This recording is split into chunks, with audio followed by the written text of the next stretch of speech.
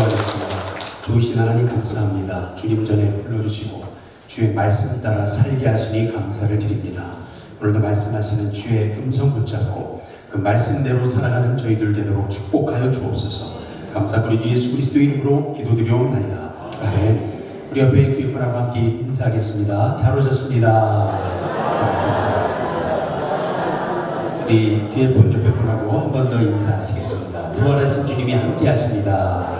같이 인사하겠습니다. 우리 마지막으로 이렇게 인사하겠습니다. 부활하신 예수님을 전하며 삽시다. 우리 같이 인사하겠습니다. 할렐루야. 빌리그리안 목사님의 전도 집회에 참석했다가 한 청년이 예수님을 영접하게 됐습니다. 예수님을 영접하니까 너무 기쁘잖아요. 너무 행복해서 그 감격을 주체할 수가 없어서 직장에 갔을 때 자기 직장 동료에게 이렇게 얘기했다는 겁니다. 예수님을 믿으니 이렇게 행복한 걸 내가 예수님을 믿고 내가 구원받게 됐다고 그렇게 친구에게 얘기를 했습니다. 그랬더니 이 직장 동료가 되는 사람이 이런 얘기를 하더라는 거죠. 당신이 몰랐지만 나는 당신을 위해서 수년 동안 기도해 왔다고. 그러니까 그 얘기를 들었던 이 예수님을 믿은 청년이 그런 얘기를 하더라는 것입니다. 아니, 나를 위해서 그렇게 기도했다면서 왜 당신은 한 번도 나에게 예수님 믿으라는 소리를 안 했냐고. 그런 얘기가 있습니다. 우리 지난주 우리 어학용 목사님 그리고 사모님 오후에 오셨지 않습니까? 식사를 같이 하는데 우리 교회 한 장로님이 오셔서 이런 얘기를 하세요. 사모님 때문에 제가 예수님 믿고 구원받아가지고 제가 장로가게 됐습니다. 이러면서 이제 인사를 하시는 겁니다. 그 어려웠던 시절 이제 빨래하는 것도 어려우셨나봐요. 이 사모님이 남 몰래 오셔가지고 이 장로님 빨래를 다 해주셨는데 누가 이렇게 빨래를 해주나 그래가지고 나중에 알고 보니까 이 사모님이 몰래 빨래를 하고 하시고 그랬더라는 거죠.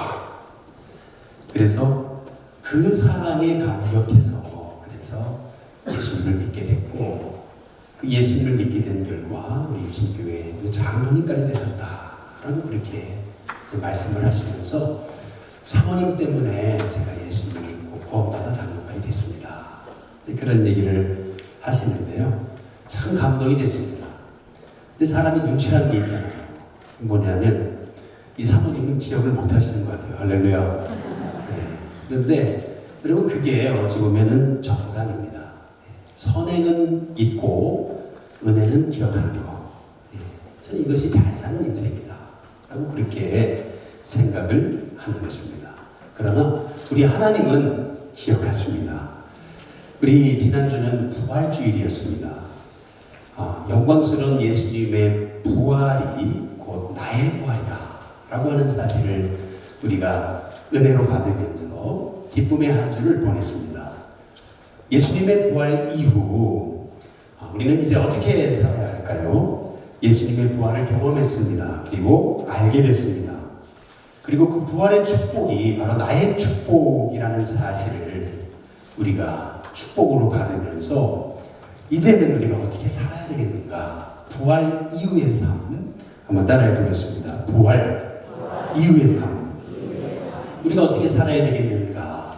라고 하는 것을 우리가 깨닫기 위해서 부활하신 예수님이 어떤 삶을 사셨는가? 라고 하는 것을 우리가 먼저 살펴보기를 원합니다. 부활하신 예수님의 삶은 오로지 한 가지였습니다. 오로지 한 가지. 마태복음 28장 19절에 보시면은 예수님은 너희는 가서 모든 민족을 제자로 삼아라 라고 말씀하십니다.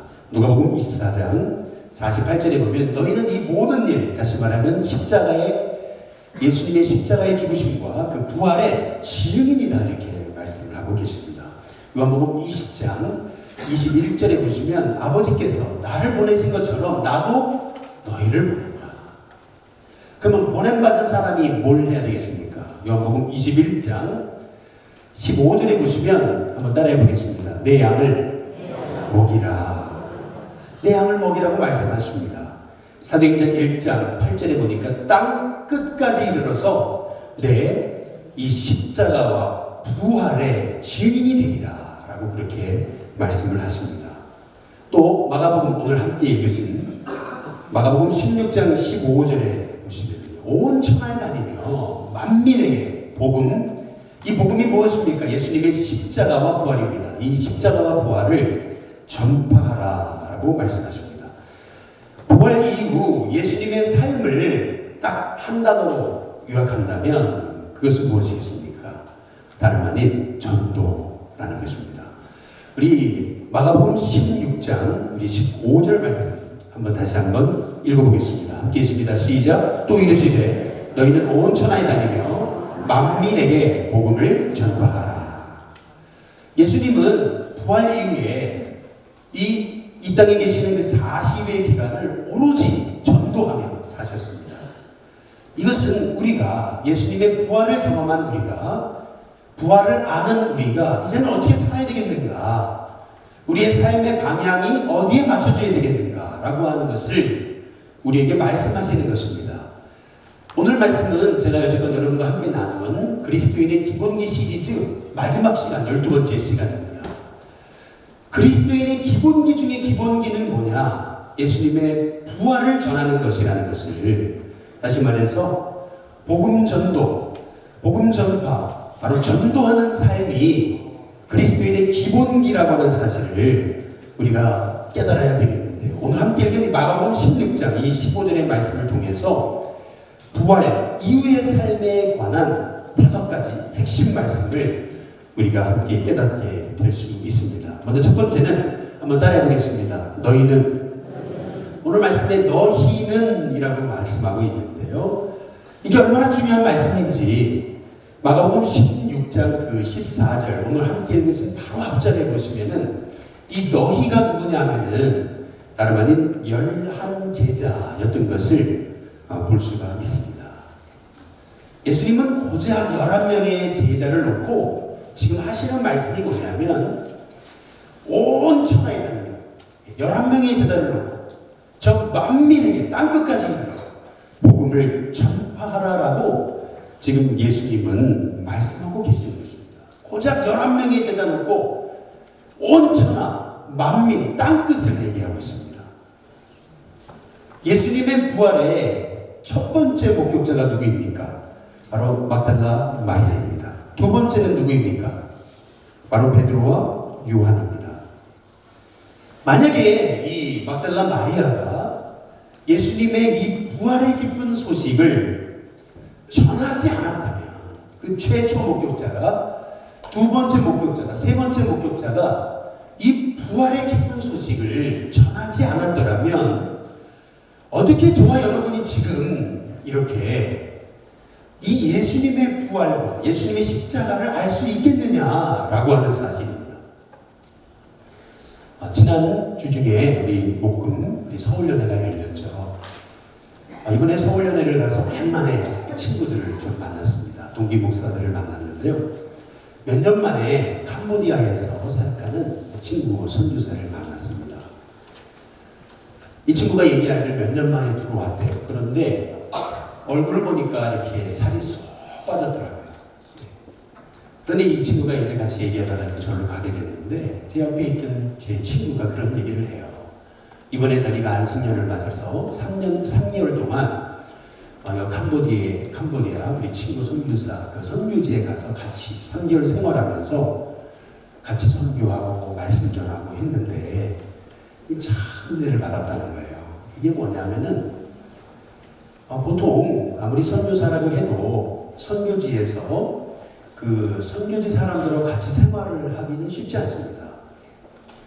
그런데 이 친구는 물론 뭐 같이 잔다는 얘기는 아니고 그 신학교 안에서 같이 생활하면서 그러면서 아침 저녁으로 기도 훈련시키고 말씀 전하고 하는데 그 선교지의 학생들을 정말 그 목자의 심정을 가지고 그렇게 진실하게 사역을 하더라는 거예요. 그러면서 참 저러기 쉽지 않은데 저렇게 사역한다고 저한테 이렇게 한마디를 툭 던진 게요. 저는 참 거기에 참 은혜를 받았습니다. 그래서 저 친구가 저렇게 살이 쏙 빠졌구나. 제가 제가 그 생각을 하게 됐습니다. 그러면서 제가 깨달은 것은 그것입니다. 보십시오. 누군가는 가야 되는데, 누군가는 캄보디아에, 누군가는 오지에 가야 되지 않습니까? 누군가는 가야 되는데, 그래서 가서 누군가는 예수님이 십자가에 죽으셨고 예수님이 부활하셨다 이 소식을 알려야 되는데, 그 복음을 알리는 그 사명에 있어서 한번 따라해 보겠습니다. 너희는 지금 너희가 해야 된다라고 우리 예수님이 말씀하고 계시는 것입니다. 다름 아닌 바로 너희는, 이게 얼마나 예수님의 그 간절한 마음이 담겨져 계시는 말씀이라는 것을 우리가 이 너희는이라는 단어를 통해서 그 예수님의 마음을 읽어야 됩니다. 너희는, 너희가 가야 된다. 바로 저와 여러분이 해야 된다라고 우리 주님이 말씀하고 계시는 것입니다. 저를 한번 생각해 봤습니다. 제가 뭐 이렇게 지금 이렇게 가운 입고 폰 잡고 설교하고 있지만, 제가 이렇게 목사가 되기까지 저에게 예수님을 우리 부모님이 알려주지 않으셨다면, 어렸을 적에 새벽기도 끝났으면 머리에 손을 얹고 저를 위해 기도주지 않으셨다면, 이 아들 복음 전하는 아들 되게 해달라고 입만 열었다면 세계 복음화 하지 않으셨다면, 제가 어떻게 이렇게 목사까지 돼서 이렇게 사명을 감당할 수 있느냐는 것입니다. 어제 저녁에 요새 우리 제자훈련 하고 있잖아요. 제자훈련을 하는데 지난 주중 숙제가 뭐였냐면, 나에게 예수님을 소개해주고 나를 구원받게 해준 분에게 편지를 쓰는 숙제를 내줬습니다. 숙제를 내줬으면 저도 해야 되잖아요. 어떻게 이루다가 어제 토요일 날 제가 하게 됐습니다. 우리 부모님께 편지는 못 써 보내드리고 문자로, 장문의 문자로 해서 낳아주시고 길러주시고 예수님을 알게 하시고 구원받게 하시고 그리고 이렇게 목사까지 되게 해주신 것 너무나 감사합니다. 아버지 감사합니다. 어머니 감사합니다. 따로따로 해가지고 그래서 문자를 보내드렸어요. 저는 문자를 보냈는데 저희 아버지는 바로 전화하시더라고요. 할렐루야. 바로 전화하세요. 그래서 너무 고맙다.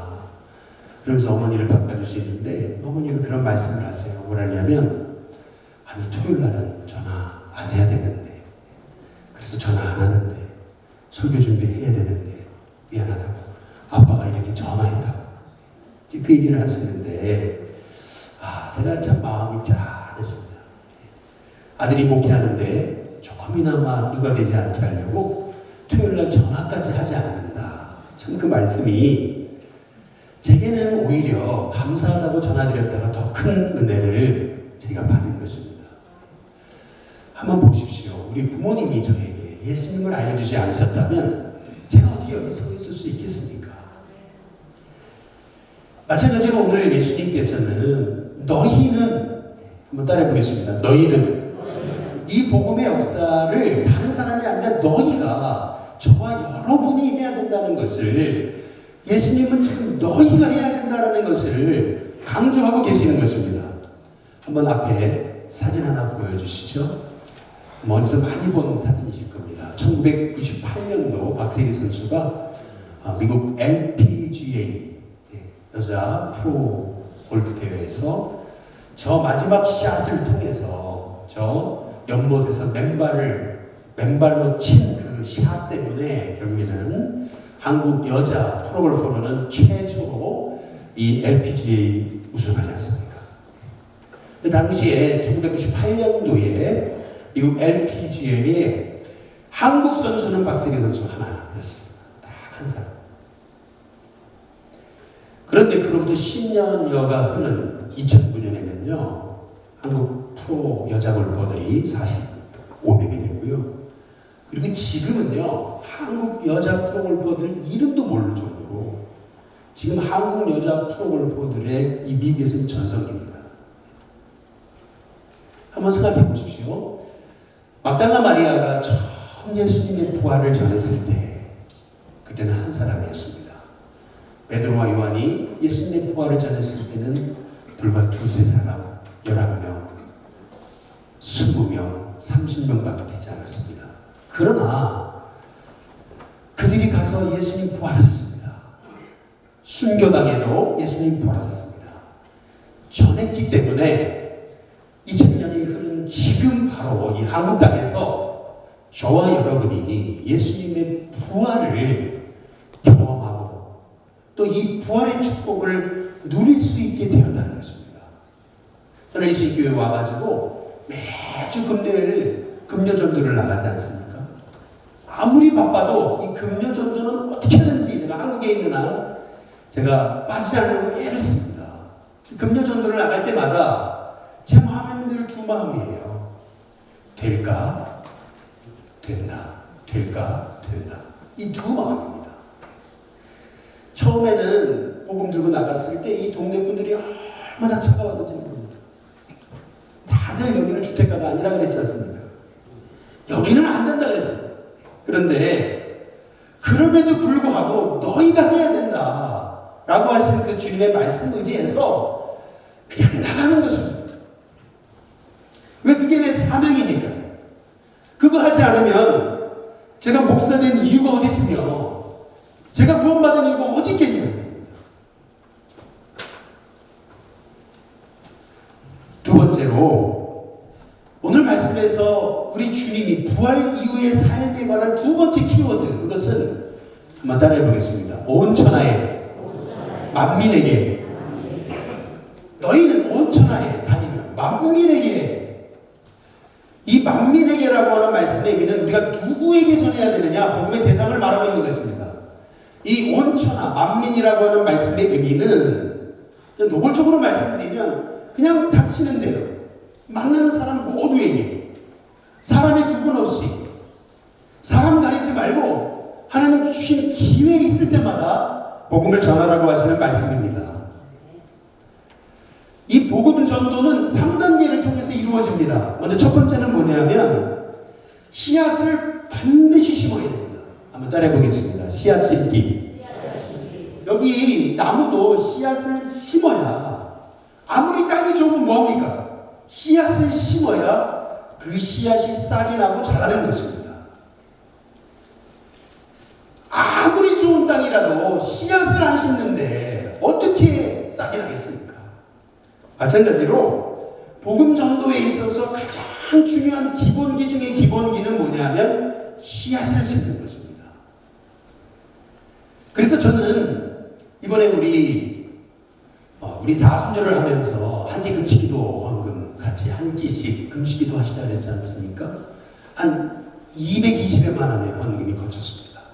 말씀드린 대로 반은 이 지역을 위해서 우리가 김치도 나누고 하려고 그러는데요. 좋은 아이디어를 주셔가지고 이제 불고기도 조금 해볼까 하고 있습니다. 그리고 5월 10일 날부터는 우리가 늘푸른 학교를 열어서 이 주변에 우리 어르신들을 모시고 우리 노인 학교를 시작하려고 하고 있습니다. 그런데 여러분 한번 생각해 보시기 바랍니다. 이걸 하는 이유를 알아야 됩니다. 하는 이유. 이것을 하는 이유는 단지 구제하고 봉사하는 게 목적이 아닙니다.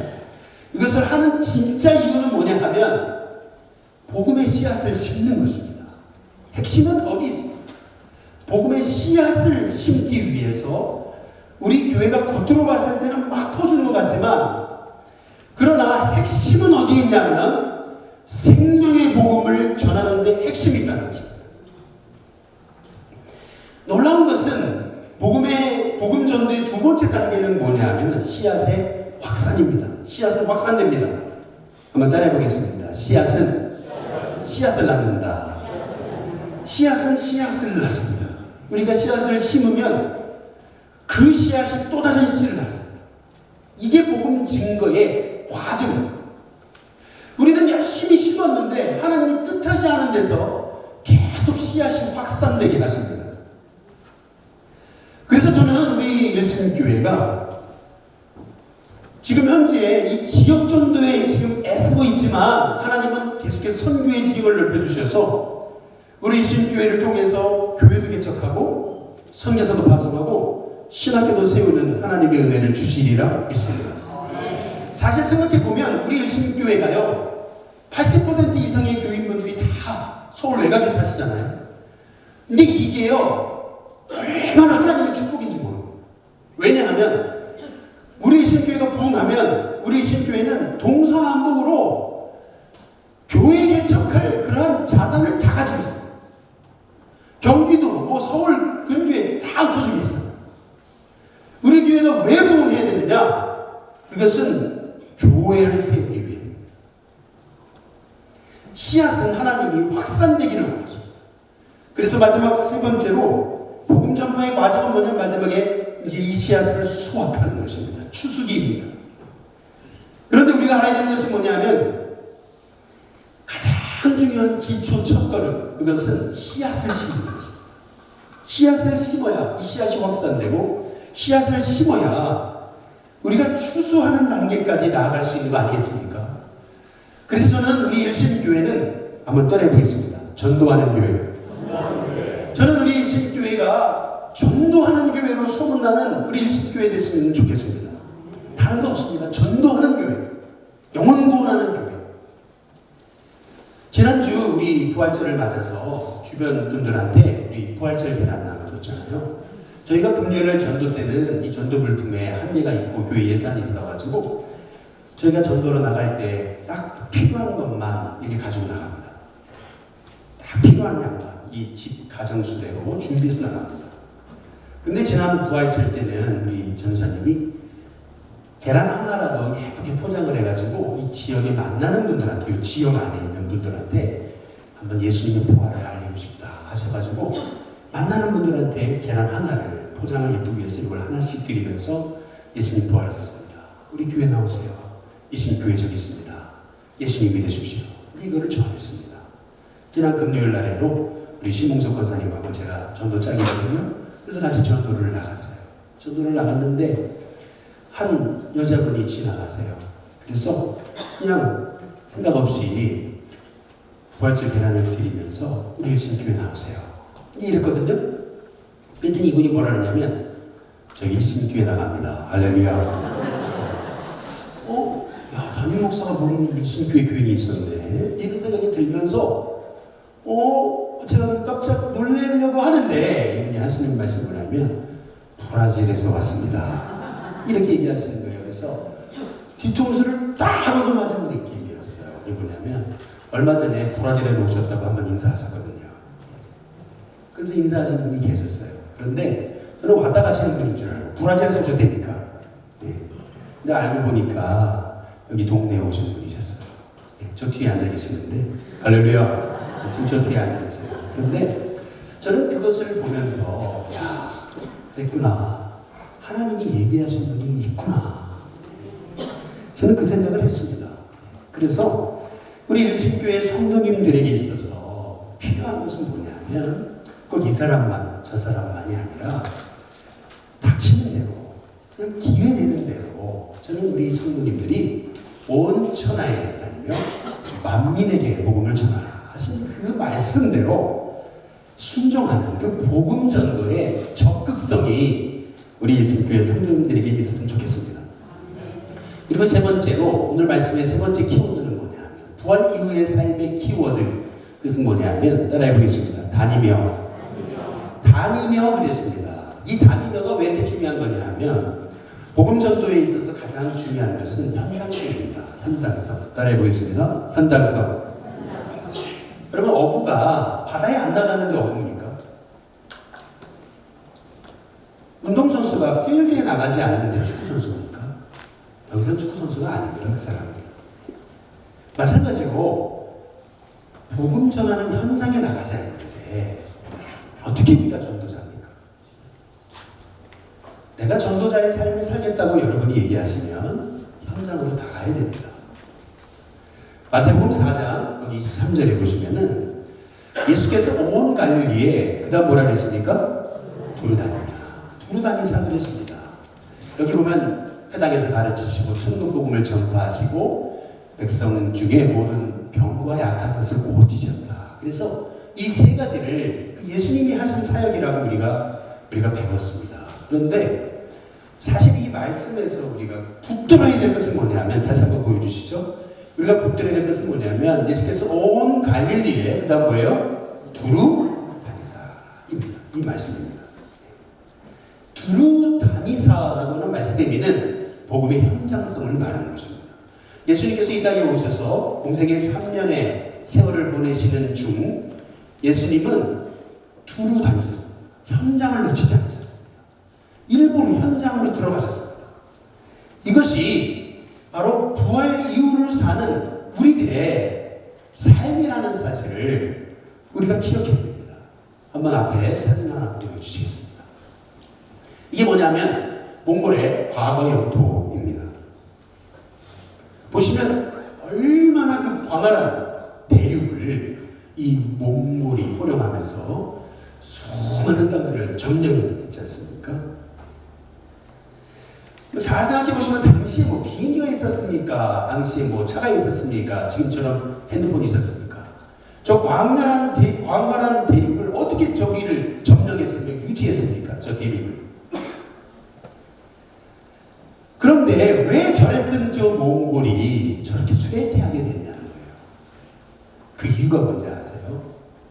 초기 이 몽골의 지도자들은요, 수많은 피정복지를 정복하고도 이 몽골의 지도자들은 텐트에 쌌습니다. 텐트. 현장을 떠나지 않았습니다. 그런데 몽골의 힘이 언제부터 약화된 거냐 하면 세조 쿠빌라이 때부터 왕궁을 짓고 그 왕궁 안에 들어가 살면서부터 몽골의 지도자들이 현장성을 잃어버렸습니다. 현장을 잃어버리면 결국 아무리 저 대륙을 지배하는 몽골도 쇠퇴할 수밖에 없습니다. 저는 우리 예수교회에 와서 다른 거 많이 하지 않습니다. 오로지 전도. 그래서 이 지역 전도 이걸 강조하고 있습니다. 그 이유가 뭔지 아십니까? 우리 예수교회가 이 지역에 전도하지 않는다. 그러면 우리 예수교회는 이 남대문 안에 있는 또 하나의 섬이 됩니다. 또 하나의 섬. 전도하지 않아요. 이 지역을 우리가 끌어안지 않으면 우리 일신교회는 이 지역과 아무런 상관없는 교회가 됩니다. 이 지역과 아무런 상관없는 교회가 세계복음화를 한대요. 이 지역과 아무런 상관없는 교회가 서울 땅을 살림들 하나님 기뻐하시는 거죠. 그래서 저는요, 한번 따라해 보겠습니다. 달달달. 우리 사역자들을요, 달달달 볼까요? 정말 사역자들을 달달달 볶습니다. 제가 은근히 이렇게 아닌 척 하면서 막 볶거든요. 보세요. 이 금요일 날 전도도요, 담임 목사가 나가서 앉아있죠. 그리고 나가서 전도하죠. 요새는 사모까지 나오거든요. 그러면 부목사님, 사모님, 전도사님, 전도사님, 사모님 어떻게 안 나와요? 할렐루야. 그렇잖아요. 나가 있는데, 제가 가서 전도하고 있는데, 제가 전도마차에 가서 서 있는데, 예? 그렇지 않습니까? 이거요, 굉장히 밑에 사람들한테 힘든 거거든요. 그러나 그럼에도 불구하고 계속 열매가 있든 없든 간에 해야 하는 거죠. 지난 우리 연회가 있었지만 우리 박정희 목사님 은퇴하시고 그 은퇴식하시고 식사하고 나서 우리 중부용산 지방 우리 성군 통과가 있었습니다. 그리고 나서 그냥 끝나자마자 또 달려갔어요. 2시 한 40분 됐나요? 그런데 우리 장로님들 다 따라오셨어요. 할렐루야. 뭐 하셨겠습니까? 전도했습니다. 너무 감사했어요. 한번 보십시오. 당장에는 열매가 없을 수 있습니다. 지금 우리가 하는 일이 너무나 이게 열매 없는데 그 열심만 가지고 있는 게 아닌가라는 그런 회의도 가질 수 있습니다. 그러나 여러분 잘 생각해 보십시오. 이 복음 전도는 막달라 마리아 한 사람에게서부터 시작했습니다. 한 사람이 3사람이 되고 10사람이 되고 20사람이 되고 지금 우리에게까지 전해진 것이라는 것을 우리가 알아야 됩니다. 한번 사진 한번 보여주시겠습니다. 이게 뭔지 여러분 잘 아시죠? 로마에 있는 카타콤베입니다. 그 다음에 그 안에서 순교하며 죽어가셨던 그런 많은 순교자들입니다. 카타콤이 어디 있습니까? 로마에 있습니다. 그러면 또 카타콤이 로마 어디에 있습니까? 저 시골에 있습니까? 아닙니다. 도시에 있습니다. 초기 그리스도인들은요, 사는 것은 핍박이 있으니까 이 카타콤으로 들어가서 살았지만, 그러나 순교는 어떻게 됐습니까? 로마의 원형 경기장에서 했습니다. 약 3만 명의 초기 그리스도인들이 순교했습니다. 이 말의 의미가 무엇입니까? 초기 그리스도인들은 현장을 떠나지 않았습니다. 현장을 나갔습니다. 그리고 수많은 핍박의 현장 가운데서 예수님 부활을 전했습니다. 그래서 우리가 그리스도인의 기본기 중에 기본기는 뭐냐면 현장성입니다. 현장으로 나가야 됩니다. 현장으로 나가야 사람을 만나고 현장으로 나가야 복음을 전할 수 있지 않겠습니까? 그리고 네 번째, 부활의 삶을 사는 그리스도인의 키워드, 그것은 복음입니다. 너희는 온 천하에 다니며 만민에게, 한번 따라해 보겠습니다. 복음을 전해야 되는 것입니다. 복음을. 우리는 뭐 착하게 살아라, 열심히 살아라, 부자 되라, 성공해라, 이거 가르치려고 전도하는 게 아닙니다. 우리가 전해야 할 내용은 오직 예수 그리스도이십니다. 예수님 믿어야 구원받고, 예수님 믿어야 죄사함받고, 예수님 믿어야 천국 간다는 이 놀라운 단순한 복음을 전하는 것입니다. 예수님 없는 부귀 영화는 장망성, 장래 망할 성이다. 성공해야 되는 이유, 예수님 때문에. 착하게 살아가는 이유, 예수님 때문에. 삶의 목적, 삶의 이유, 존재 이유 다 예수 그리스도이십니다.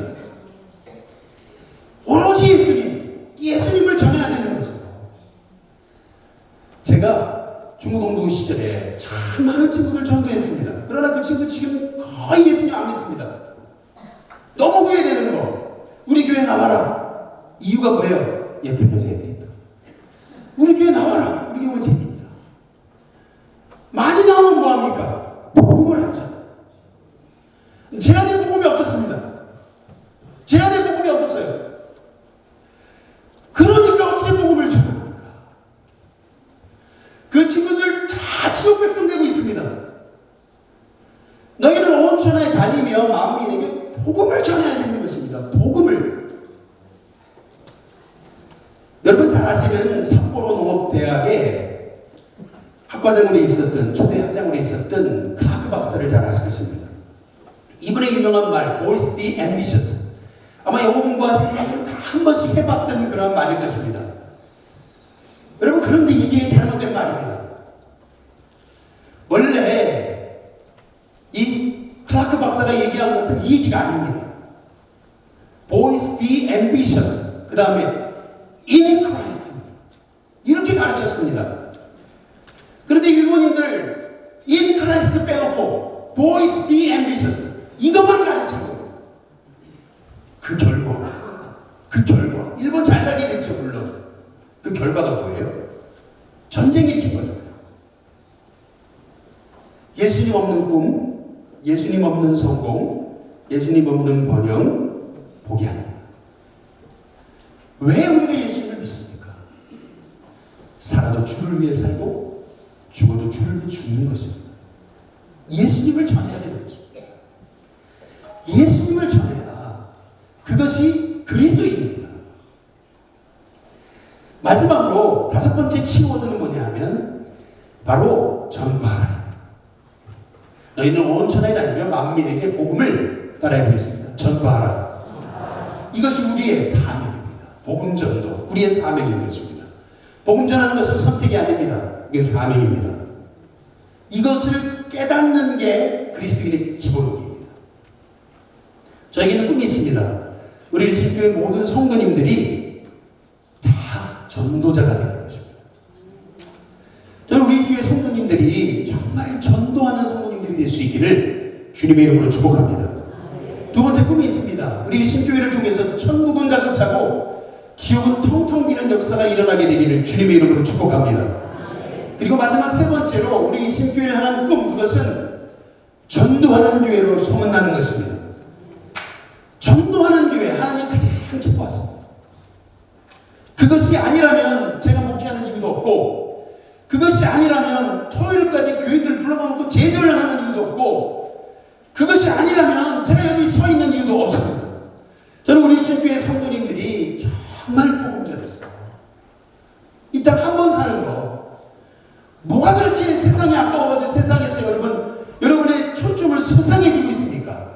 정말 그리스도께 두고 하나님 기뻐하시는 삶을 사는 저와 여러분이 될 수 있기를 주님의 이름으로 축복합니다. 기도하겠습니다.